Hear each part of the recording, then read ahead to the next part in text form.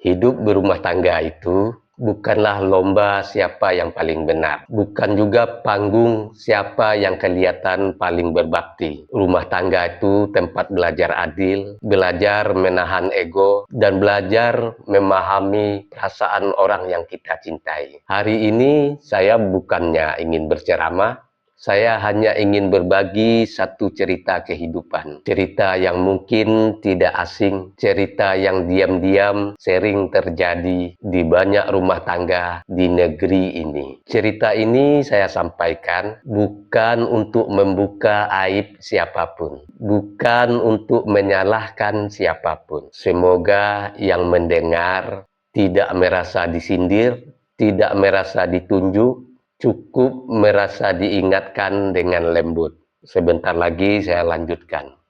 Bismillahirrahmanirrahim.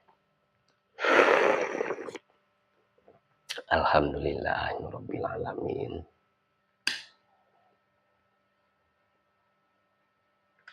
Saya ingin berbagi satu kisah, bukan kisah untuk membuka aib, bukan pula untuk menyudutkan siapapun. Ini adalah kisah seorang istri yang datang konsultasi atau bercerita pada diriku.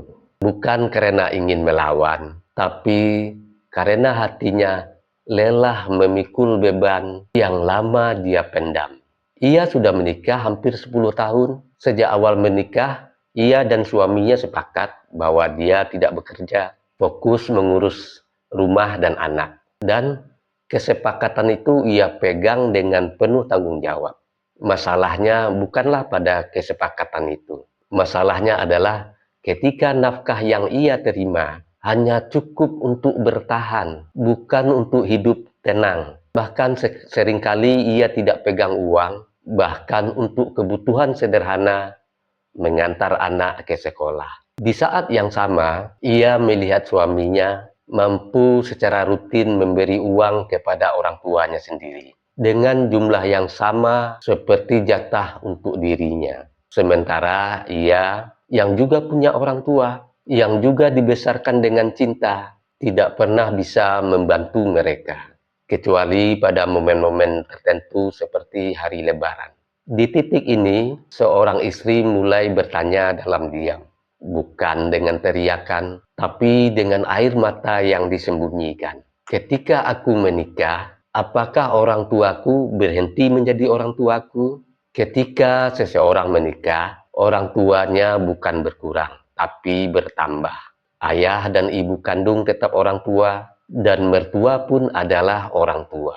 Dalam Islam, kita tahu satu hal sederhana, tapi dalam maknanya. Menantu bersentuhan dengan mertua, maka wuduknya tidak batal. Apa artinya? Itu bukan soal fikih semata. Itu simbol bahwa hubungan ini hubungan keluarga, bukan orang asing. Maka, kalau seorang suami mampu berbakti kepada orang tuanya sendiri, itu adalah perbuatan mulia. Tapi jangan lupa, istri juga punya orang tua yang layak dihormati dan juga diperhatikan. Adil itu bukan berarti sama rata dalam angka. Adil itu menempatkan hak sesuai kedudukannya. Nafkah istri dan anak adalah tanggung jawab utama suami.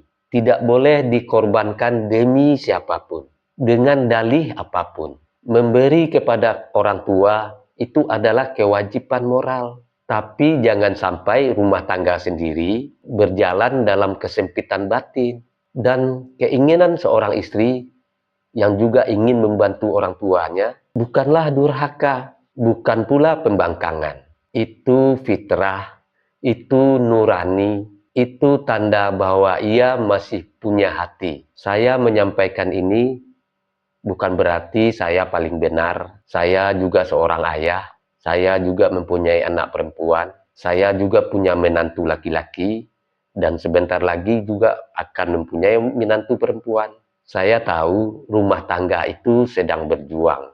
Video ini bukanlah untuk menyindir siapapun. Bukan untuk anak saya, bukan untuk menantu saya. Cukup mereka mengambil pelajaran. Saya sudah bahagia. Karena rumah tangga yang kuat tidak dibangun dari ceramah yang keras, tetapi dari keadilan, empati, dan kebesaran hati seorang pemimpin keluarga. Semoga cerita ini menjadi cermin, bukan jadi senjata. Jika hari ini rumah tangga kita masih berjuang, itu bukan aib. Yang jadi masalah adalah ketika kita menutup mata terhadap perasaan orang yang hidup bersama kita. Jangan biarkan pasangan kita menjadi kuat di luar, tapi rapuh di dalam. Jangan jadikan dalil, adat, atau kebiasaan sebagai pembenaran untuk ketidakadilan.